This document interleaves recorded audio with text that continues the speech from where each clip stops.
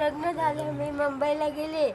मग काही वर्षाने मला दोन तिघं पोरं झाले.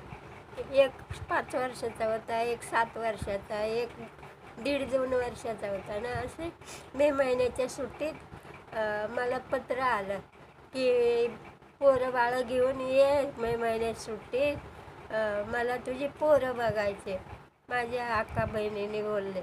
आकाबाई नाव होतं तिला. आकाच बोला सगळे आके आके आके नाव असायचं तिला.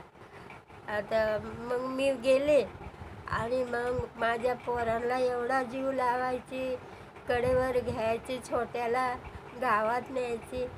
शेतीच्या कामावनी आलं, कुठल्या गावातल्या कामावनी आलं की पहिलं माझ्या पोराला उचलायचे आणि वाण्याच्या दुकानात न्यायचे आणि खायला द्यायचे हातात.